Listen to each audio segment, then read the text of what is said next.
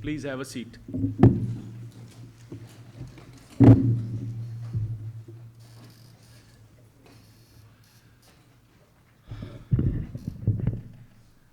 I welcome all young participants, accept my greetings and best wishes. Milno hasbo bolbo, hari kare jad hoye. This is a Rajasthani poem which everybody has read. I think if you're living in Rajasthan, everybody has read. This means to meet, to laugh, to speak. This happens only when God desires. This poem has acquired a greater significance. The ring of wisdom in these is after the post-COVID times. We've seen all these COVID times that you were not meeting people. So this acquires a greater significance during this time. The topic that I have been asked to speak on this is strengthening of democratic resilience in the face of future crisis. This is a very important topic for youngsters like you because you are the future of the country. To my mind, resilience and future crisis are two operative words here. How do we buffer, fortify, and strengthen the guardrails around democracy? This is a question of our times and should be an obsession of your times. Democracy is older than nation. Nationalism and notion of state, in some form or the other, it has existed in ancient Indian Janpadas. And in Greek and pre-Greek times, of course, in our villages and panchayats, till modern politics came and put it all in another orbit. For our country, I think Rajiv Gandhi was one of the prime ministers who put a lot of emphasis on Panchayati Raj. That is why we've got these elections every 5 years and democracy in this country has strengthened because of the Panchayati Raj. In history, democracy as we know, it has evolved and it has risen after demise of some ideas and after birth of certain ideas. Post the decline of the Roman Empire and colonialism, there was an emergence of Christianity, feudalism as system and following the great rise of the great empires around people and nation.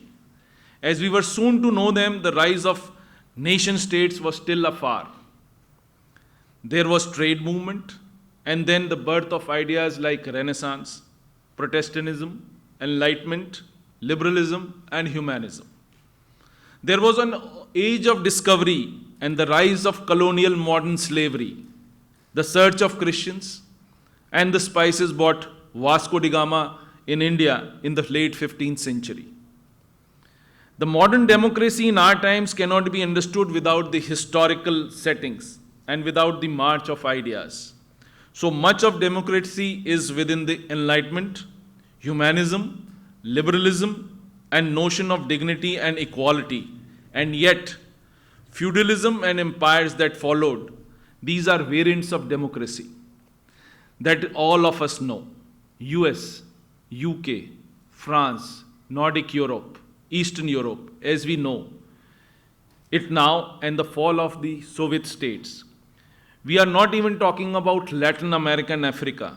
It's been a long march of advances and retreats.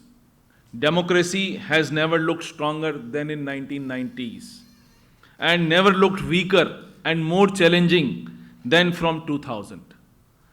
On reaching alarming forecast post the Trumpian era of the United States, in India you could see more serious faults emerging after 2014.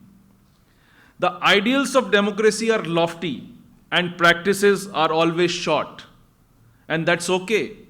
There's no problem in that. Ideals are important for us to periodically try and measure up and take the stock. Basis of democracy. Nothing in democracy is self-implementing or self-actualizing or will manifest on its own. It requires agency and institutions that will do so. The institutional landscape of democracy. The constitution, rule of law, that you are all aware. You must have read constitution in your history. There are three pillars: executive, judiciary, and legislature. The uncommitted bureaucracy, fair policing, and neutral armed forces are a very important part of democracy. The Independent Election Commission and the transparent and fair electoral process are most critical and are not negotiable in democracy. The multi-party system, the devolution of power, and the financial architecture of redistribution of tax collection system, etc., need to be fair and should not be weaponized. As you are all aware, I'll just give you an example what I'm speaking, the fair distribution of taxes. Central government today has a revenue of 4.5 lakh crores from petroleum and diesel. They used to get this revenue from excise. You're all aware, excise, what excise is, I think. You all must be aware. Excise is a tax which the central government puts. Central government की जो 4.5 lakh crore की revenue है, it used to devolve in the states as per the population and the geographical area. There is a set formula how जो states का जो central का tax है, how it is going to be devolved between the states. During post Modi, or I would say जब से मोदी जी आए हैं, excise उनने खत्म कर दी. They have introduced a word called surcharge. Surcharge होने से क्या होता है? The states are deprived of these taxes. It's a huge revenue which center should have been given to the states so that states could develop on them. So basically what they are trying to do is, they are trying to choke the states by not giving this revenue. You are only devolving approximately out of 4.5 lakh crores, you are just devolving 22,000 crores. So that means you have choked the states, they cannot do anything. Around 4 lakh crores is only with the center. So they can do whatever they want. They could devolve these to the states where they have the government. Where you have the opposition government, they would not send you those things over there. So this is one of the examples why I have been speaking on this, fair distribution of taxes. The moot question is, are we in an era of fair and independent institutions? Do you think so? Have our institutions been captured and hijacked? Have our systems become so toxic that even fair-minded people are infused with fear and fright? They can't speak. You're not allowed to speak. Expression, power of expression has mellowed in this country. In our judiciary, political elite and state government, with opposition governments, all under some sort of capture and siege. Fear corrodes fairness. If you are fearing, that fairness will always go out of the system and is dangerous to the democracy. That we all know. Fear is always dangerous to the democracy. Capture of institutions, wide surveillance, weaponized of enforcement directorate and IT authorities, etc., has created a new form of polity and denial of space to the opposition and burning of their liquidity fuels.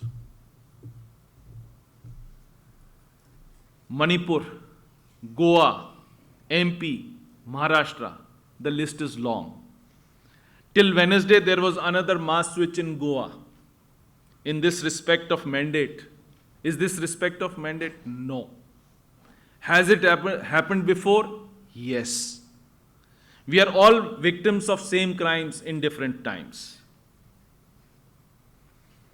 There is no doubt that wider automated electronic surveillance has been put in service of the ruling dispensation, and opposition denied the fuel of democracy, that is liquidity.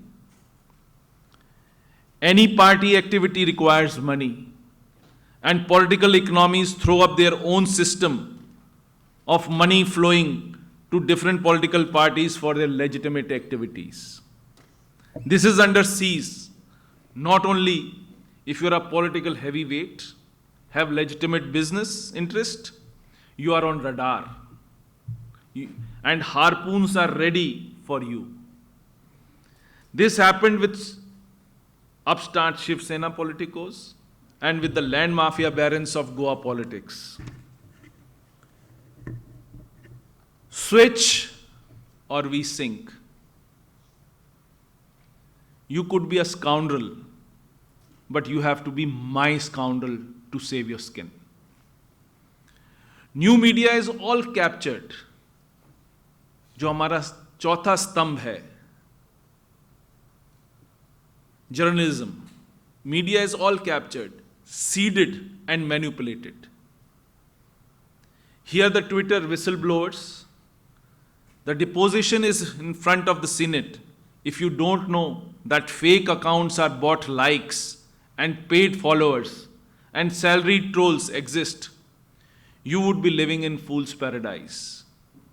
The digital world of Facebook and Twitter has delivered us into the wrong hands. The shepherd has led the sheep to the slaughterhouse. Lord, have mercy on the butcher. And what of the fourth estate? Well, the